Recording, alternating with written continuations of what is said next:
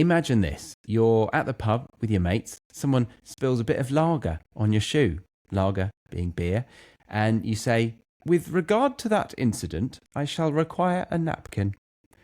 No, you've just become the most awkward person in the building. Nobody speaks like this, of course.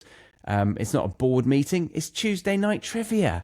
Just say about that.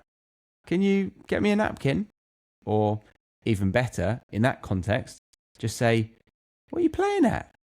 What are you playing at? Why are you spilling beer on me?"